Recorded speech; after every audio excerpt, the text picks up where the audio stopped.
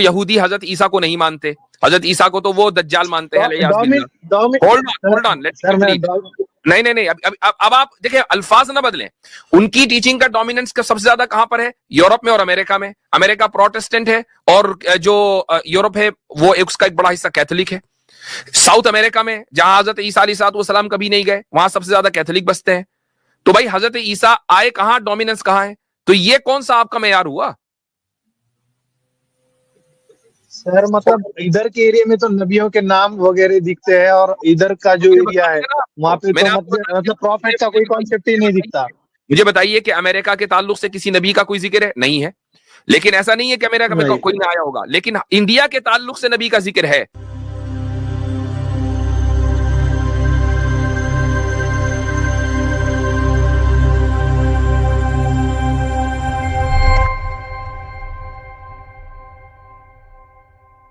अभिषेक, hello, good evening मुफ्ती साहब। जी हाँ, good evening. अब मुफ्ती साहब, मैं थोड़ा मतलब ऑलमोस्ट जो मेजर रिलीजन्स है वो मतलब देख रहा था, तो उसमें मेरे को जो वन गॉड के कॉन्सेप्ट वाले जो रिलीजन है वो थोड़ा पावरफुल लगते हैं। तो उसमें जैसे इस्लाम है आपका, फिर जुडाइज्म है, सिखिज्म है। तो इसमें मेरे को इस्लाम में एक इशू ये दिख रहा था कि इस्लाम की दो टीचिंग जो है वो एक दूसरे से कॉन्ट्राडिक्ट करते हैं। उसमें जैसे आपको एक बताऊं कि इस्लाम ये बोलता है कि खुदा ने हर हर दुनिया के एरिया में या हर हर कौम में उसका एक प्रॉफिट भेजा है। ये है इस्लाम की टीचिंग। ठीक। और दूसरी जगह ये बोलता है खुदा कि जो खुदा शिर्क के अलावा मतलब खुदा के अंदर किसी को कंपेयर कर रहा है, उसका पार्टनर बना रहा है, तो वो गुनाह जो करेगा उसके अलावा बाकी कोई कुछ भी करे, चोरी करे या किसी का कत्ल करे, पॉसिबली है कि उसको माफ कर देगा वो, पर शिर्क को माफ नहीं करेगा। तो एक तो मतलब अगर हम लोगों को देखे तो हम तक तो कोई प्रॉफिट आया नहीं, और या दुनिया के बहुत सारे रीजन्स है जहाँ पे प्रॉफिट आया नहीं। मतलब जितने भी प्रॉफिट्स हैं मोस्ट ऑफ मिडल ईस्ट में है। मतलब चाहे वो जीसस हो या मोसेस हो, अब्राहम या जितने भी है, मतलब जॉन, जितने भी है सब ये मिडल ईस्ट के लोगों में मतलब वो टाइप की धारणा दिखती है। तो ये एक दूसरे से कॉन्ट्राडिक्ट नहीं कर रहा क्या मुफ्ती साहब? ये इसमें कॉन्ट्रडिक्शन कैसे हुआ? पहले तो खैर मैं अब इस पर बात करने से पहले आपसे मैं ये पूछना चाहूंगा कि आपने कहा कि जो मोनोथीस्टिक रिलीजन है वो आपको ज्यादा मजबूत लगते हैं। आप खुद पॉलिथिज्म के खिलाफ हैं? पहले तो इस पर बात कर लें। पॉलिथिज्म में तो गलत ही दिखता है। पॉलिथिज्म गलत दिखता है। आप मूर्ति पूजा नहीं करते हैं? आपने उसको डिनाउंस कर दिया? नहीं, डिनाउंस कर दिया, मैं मूर्ति पूजा नहीं करता। ठीक, ठीक है। अच्छा जी, अब मतलब मैं काइंड ऑफ एग्नोस्टिक पर्सन हूँ अभी तो, जस्ट नाउ। मूर्ति पूजा छोड़ दी ना आपने? हिंदुइज्म छोड़ दिया? हाँ। हिंदुइज्म मतलब मैं उसको कोई ऐसा पर्टिकुलर रिलीजन नहीं समझता हूँ। ये अम्ब्रेला ऑफ बहुत सारे थॉट्स है। सनातन धर्म जिसको कहते हैं, आपने वो छोड़ दिया? छोड़ दिया की जगह ये बोलेंगे कि सनातन भी मैंने जहाँ तक सुना है, सनातन ये धर्म नहीं है।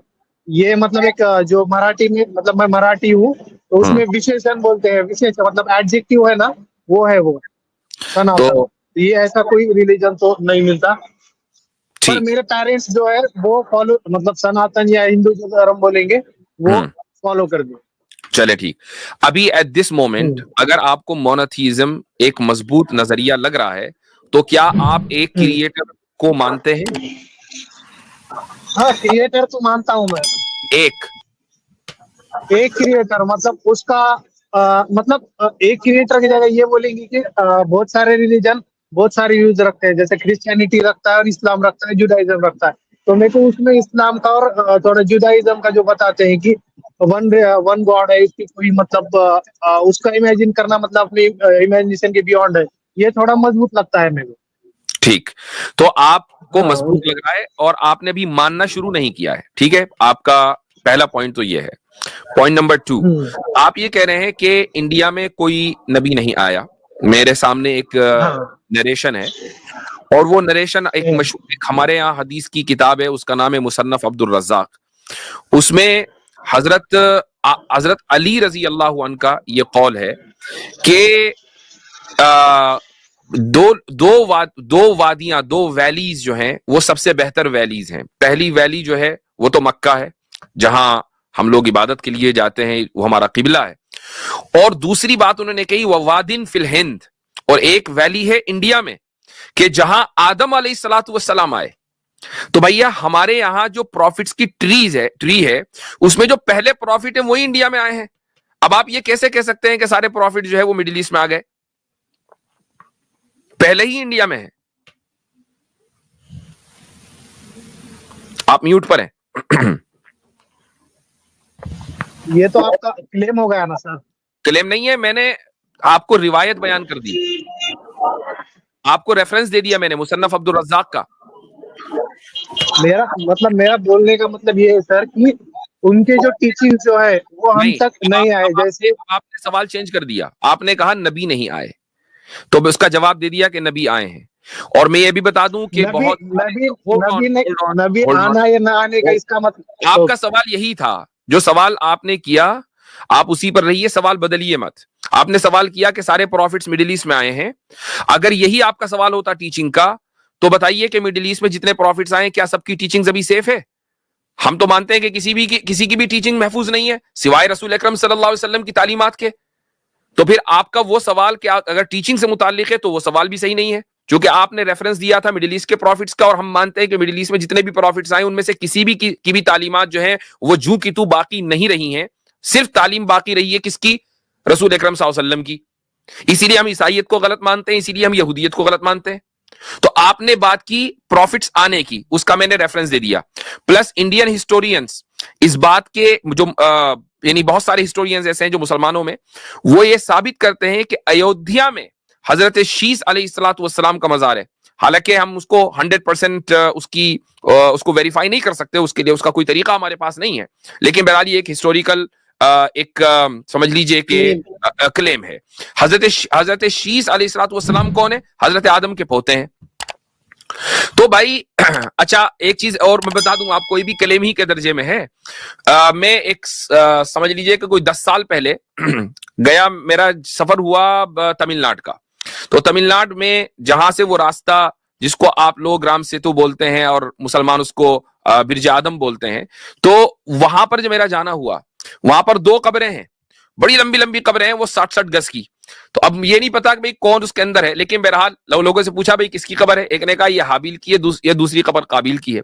तो जिसने मुझे बताया, मैंने उसके मजाकन पूछा कि भाई कातिल और मकतूल दोनों एक ही जगह दफन है, ये क्या बात हुई है कि कहीं और होता दूसरा कहीं और होता।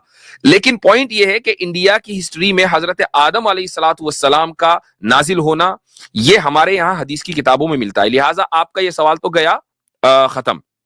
अब रही ये बात कि तालीम किसकी महफूज है, भाई तालीम अगर महफूज नहीं थी इसीलिए तो अगली नबी आए। आपको अगर आपने ये मान लिया, आप पॉइंट नंबर 1 अगर आप ये मान रहे हैं कि जो कॉन्सेप्ट ऑफ वननेस है वही स्ट्रॉन्गेस्ट कॉन्सेप्ट है, यानी अल्लाह एक है, आप अगर ये मान रहे हैं कि अल्लाह ने अंबिया भेजे हैं, ठीक है, ये भी आपने मान लिया।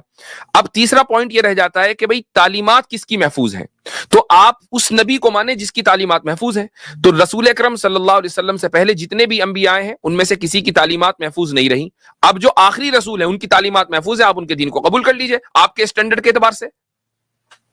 जी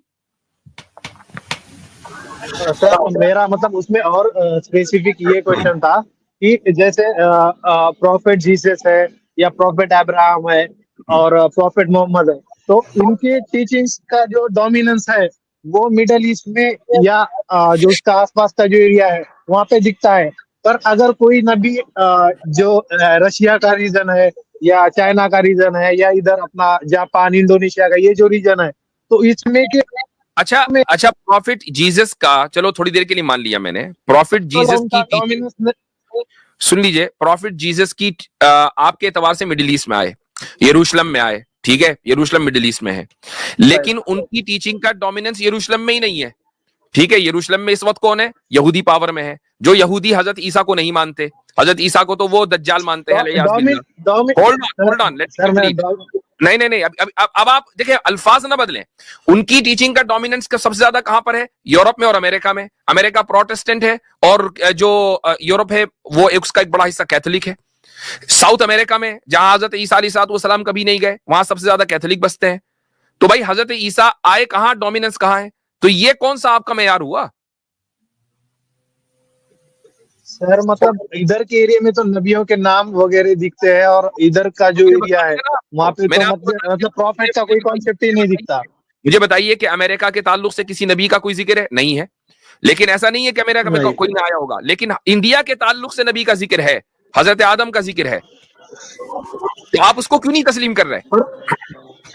तो बट सर आपका इस्लाम तो बोल रहा है कि पूरे वर्ल्ड के हर एरिया में आए हैं, तो हाँ, फिर इनका मतलब कोई चाइना में आए या? ओ भाई रुक जाइए, इस्लाम ने बिल्कुल बोला है कि दुनिया के हर कौम में अल्लाह ताला ने एक नबी भेजा है। और हमारे यहाँ रिवायतों के अंदर है कि इन अंबिया की तादाद 1 लाख के आसपास है, कोई कहता है 1,24,000 है वगैरह वगैरह, वो लेकिन लाखों में है। अब कुरान जो है वो तारीख की किताब नहीं है कि वो आपको जो है एक एक नबी का नाम बताएगा। ये कोई जो म्युनिसिपैलिटी के अंदर जो बच्चों का रिकॉर्ड रखा होता है, ये वो किताब नहीं है कि उसमें एक एक नबी का रिकॉर्ड आएगा कि जनाब ये फला तारीख में पैदा हुए, फला इनके माँ बाप थे। सिर्फ ये एक उसूली तौर पर बात बता दी गई कि जहां जहां भी अलग अलग कौमें हैं वहां वहां अल्लाह ने नबी भेजे हैं। इतने नबी हैं, उनमें से कुछ अंबिया के नाम और रसूलों के नाम कुरान करीम के अंदर आ गए, मिसाल के तौर पर। बस इससे यह साबित नहीं होता कि रशिया में नबी नहीं आए थे, चाइना में नबी नहीं आए थे, इंडोनेशिया में नबी नहीं आए थे। इससे यह साबित हरगिज नहीं होता। किसी चीज का जिक्र न करना इस बात की दलील नहीं है कि वो चीज मौजूद नहीं थी। हजरत जबरदस्त हो गया। मैं एक बात कर सकता हूँ? अभिषेक भाई, अभिषेक भाई माइक खोलिए जरा। हाँ जी बोलिए। हाँ अभिषेक भाई, प्रॉफिट या नबी क्या समझते हैं? जब आप ये शब्द बोल रहे हैं तो आप क्या समझते हैं इससे? वो मैं ये समझता हूँ कि कोई खुदा का दूत है, और वो प्योर मतलब मोर जो जो लोग सिन नहीं करते, गुनाह नहीं करते, वो लोग हमें आके बता रहे हैं कि ऐसी जिंदगी हमें गुजारनी है, इस तरह से हमें जिंदगी ऐसे गुजारनी है, यानी रोल मॉडल होते हैं और कि ईश्वर से वो ज्ञान लेते हैं। Kind of ideal. हाँ, यानी ईश्वर से वो ज्ञान लेते हैं। ईश्वर के दूत, ईश्वर के दूत होते हैं, यानी ईश्वर ईश्वर के दूत होते हैं, ऐसे ही है? राइट राइट, ठीक है। यानी ईश्वर जो चीज मनुष्य को निषिद्ध करना या विद करना चाहता है, या जो धर्म का लक्षण या धर्म का जो सारा मामला है उसको करना चाहता है, वो अपने दूत के द्वारा करता है। ऐसा ही है, प्रॉफिट उसको कहेंगे। ये समझे आप? ये आपने जो सेकंड पॉइंट बोला वो नहीं समझ पाया क्या? Can you please repeat? मैं ये कहना चाह रहा हूं कि ईश्वर का दूत, मानो ईश्वर जो चीज मनुष्य को बताना चाहता है अपने दूत के द्वारा बताता है। यही कह रहे हैं ना? प्रॉफिट ऐसा ही होंगे ना? आप ये समझ रहे हैं? मतलब खुदा जो लोगों पे करते हैं, या वो चाहते हैं कि ये लोग ये करें, तो वो उनके थ्रू पहुंचाते हैं, ये बोलना चाह रहे हैं आप? हाँ, यानी मैं आपसे ये कह रहा हूँ कि आप प्रॉफिट एज प्रॉफिट जब आप बोल रहे हैं, नबी बोल रहे हैं, तो यही समझ रहे हैं ना? यही है ना? हाँ राइट राइट। ये जो आपका जो इस्लाम या इसमें जो बताते हैं वो प्रॉफिट का कॉन्सेप्ट मेरे को पता है, तो मैं वही समझ रहा हूँ आप जो बताने की। हाँ वही समझ रहे हैं, ठीक है। वेद जो हैं ये कैसे आए थे? वेद जो हैं सनातन में सर, सनातन को मैंने उतना डीपली इसलिए स्टडी नहीं किया है कि मैंने आपको जो स्टार्टिंग में बताया, सनातन ये मतलब जैसा एक इस्लाम है, वो लंबा चला जाएगा। चलो मैं समझ गया हूँ, लंबा मैं समझ गया हूँ। माइक म्यूट कीजिएगा, लंबा चला सर मतलब। ठीक है, नहीं सही है। कंपैरिजन वो आपको बताते हैं ना, क्यों आपने नहीं डीप पढ़ा, ये गलती है। इसी से ये गलती जन्म ले रही है। ये जो आपको इस्लाम का प्रॉफिट का कॉन्सेप्ट, म्यूट कीजिएगा, मुझे थोड़ा बोलने दे मेरा भाई, क्योंकि आपसे मैंने पूछा है, या तो आप बता दें। आपने कहा मैंने डीप पढ़ा, कोई नहीं, तो फिर सुन लें थोड़ा मेरा भाई, ठीक है? डीप नहीं पढ़ने का रीजन आपको बताता हूँ, 1 मिनट में मैं आपको। ओ भाई रीजन छोड़ देना, नहीं पढ़ा तो रीजन मैंने क्या करनी है? मैंने क्या करनी है रीजन? म्यूट कर ले मेरा भाई, मुझे क्यों रीजन देनी है? मैंने तो मसला समझाना है, मुझे क्या जरूरत पड़ी है कि आपने क्यों नहीं पढ़ा? पढ़ लें, अब जाके पढ़ लीजिएगा, मेरा क्या लेना देना पढ़ा है या नहीं पढ़ा। पढ़ा होता तो उसका उत्तर देते, जो प्रश्न मैंने पूछा था। मेरा असल विषय ये था, वो तो नहीं हुआ। वापस आ जाए। शतपथ ब्राह्मण के अनुसार और उपनिषद के अनुसार 4 बड़े ऋषि थे जिन पर वेद का प्रकाश किया गया था ईश्वर की तरफ से, यानी उनके मन में वेद डाले गए थे ईश्वर के द्वारा। ये सिंपल कॉन्सेप्ट है सनातन धर्म में।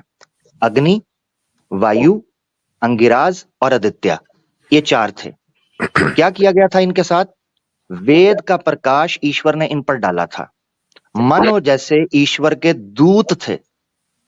और ईश्वर के वो 4 दूत थे जिन्होंने मुख्तलिफ समय पर जाकर फिर मनुष्य को बताया कि वेद में क्या लिखा है। बस इसी को प्रॉफिटहुड कहते हैं। अब मुझे बताओ, जब प्रॉफिटहुड का अर्थ समझ आ गया कि जो ईश्वर का दूत हो और ईश्वर ज्ञान का प्रकाश उन पर डाले, विद्या का प्रकाश उन पर डाले और वो जाकर लोगों को बताएं, तो भला बताओ सनातन हिंदुस्तान के अंदर कितने लोग आए हैं जिन्होंने ये क्लेम किया कि नहीं किया? श्री राम ये कहते रहे हैं, श्री कृष्ण ये कहते रहे हैं, कितने ब्रह्मा ऋषि हुए हैं जो ये बात करते रहे हैं। और वेद में भी लिखा है कि ऐसा हुआ है, ऋग्वेद में लिखा हुआ है मंडल 1 के अंदर। तो फर्क ये समझना है, हुआ ये, मैं इब्ने हजम की मुताले के ऊपर भी बड़ा रश्क करता हूं कि इब्ने हजम अल अंदलुसी अल मिलल व नहल की पहली जिल्द में वो बात करते हैं कि जो ब्राह्मण्स हैं उनके यहाँ नबूवत का, प्रॉफिटहुड का कॉन्सेप्ट कैसे करप्ट हुआ। हुआ ये, क्योंकि आप मूर्ति पूजा नहीं करते तो आपको ये बात समझ आएगी। हुआ ये कि जो लोग ईश्वर के दूत थे, यानी कि उसके प्रॉफिट थे, यानी कि उसके मैसेंजर थे, उन लोगों के बारे में अवतार की टर्म करप्ट कर दी गई। वो जो लोग प्रॉफिट थे उन लोगों को माना गया कि ईश्वर स्वयं खुद जन्म लेकर अवतार की शक्ल में आ गया, जबकि वो प्रॉफिट थे। यही सबसे बड़ी, यही एग्जैक्टली क्रिश्चियनिटी में हुआ। एग्जैक्टली मैं यही कहने लगा था, मेरे मुंह की बात छीन जी। मकसद कहने का ये है कि इसकी सबसे करंट और एविडेंट मिसाल अभी दुनिया के अंदर कोई दी जा सकती है ना, पूरी दुनिया में बड़ी, वो है जीसस क्राइस्ट, यानी अब्राहमिक रिलीजन के अंदर की जो प्रॉफिटहुड को मानते हैं उनकी मिसाल कह रहा हूं। उन्होंने एक प्रॉफिट को बैठे बिठाए सन ऑफ गॉड बना दिया और कहा जी ये प्रॉफिट नहीं थे, नबी नहीं थे, बल्कि ये खुदा के बेटे थे, इब्नुल्लाह बना दिया। ये इतनी बड़ी दलील है आज के दौर में समझने के लिए कि हिंदुस्तान में कैसे प्रॉफिटहुड का कॉन्सेप्ट करप्ट हुआ होगा। अभिषेक के लिए और इस जैसे कई सनातनियों के लिए प्रॉफिटहुड के कॉन्सेप्ट को समझना इसलिए भी मुश्किल हो गया है कि वो कॉन्सेप्ट इनके यहां जाकर करप्ट हो गया है, इनके यहां ये मानना मुश्किल हो गया। ये मैं एक चीज इंटरजेक्ट करना चाहूंगा कि मैं नहीं समझता अभी तक की जो गुफ्तगू हुई है अभिषेक साहब से, मुझे नहीं लगता कि उनको प्रॉफिटहुड के कॉन्सेप्ट पर एतराज है। एम आई करेक्ट अभिषेक? वो एतराज जन्म, एक मिनट अभिषेक भाई, सॉरी, वो जो एतराज जन्म ले रहा है ना कि हिंदुस्तान में कौन आया, कैसे आया, वो इसलिए उसकी जन्म लेने की वजह ये है कि वो ये समझ नहीं पा रहे कि श्री कृष्णा या श्री राम या इस तरह के जो ब्रह्मा ऋषि गुजरे हैं वो प्रॉफिट ही के इक्विवेलेंट वहां पर आए हैं। ठीक, अगर मानना आपको तो सही है। तो अभिषेक भाई, चूंकि आप कॉन्सेप्ट ऑफ प्रॉफिटहुड को मानते हैं कि खुदा ने प्रॉफिट्स भेजे हैं, अब आपका ले देकर एक ऑब्जेक्शन बचा था कि भाई इंडिया के अंदर कौन आया, उसका जवाब हो गया। और बहुत सारे ऐसे नाम निकल कर आ गए कि जिन्होंने क्लेम किया है कि खुदा ने उनको इंस्पायर किया है, और खुदा से जिनको इंस्पिरेशन मिलती है उन्हीं को नबी कहा जाता है। हम ये नहीं कह रहे हैं कि वो नबी थे, लेकिन हम ये कह रहे हैं कि ऐसे बहुत से फिगर्स हैं कि जिन्होंने ये क्लेम किया है कि उनको खुदा से इंस्पिरेशन मिली और लोगों ने उनको खुदा का अवतार समझ लिया। तो इसका मतलब यह हुआ कि इंडिया के कॉन्टेक्स्ट में हमें कुछ नाम पता है, और जिनमें हजरत आदम अलैहिस्सलाम का जो नाम है वो इस्लामिक लिटरेचर वेरीफाई करता है। तो अब आपका ये वाला जो ऑब्जेक्शन है वो खत्म हो जाना चाहिए। That is the point. हजरत ये एक ऋग्वेद का मैं मंत्र पेश करना चाह रहा हूं आपकी स्क्रीन पर। ऋग्वेद मंडल 1 सूक्त 31 और मंत्र है 1। इसमें लिखा है, जो ईश्वर की आज्ञा पालन धर्म यानी पवित्र लोग होते हैं, धार्मिक लोग हैं, और विद्वानों के संग के सिवाय और कुछ काम नहीं करते, यानी हमेशा नेकी के काम, अच्छे कामों में लगे रहते हैं, तो उनकी परमेश्वर के साथ मित्रता होती है। वो परमेश्वर के वली बन जाते हैं, दोस्त बन जाते हैं।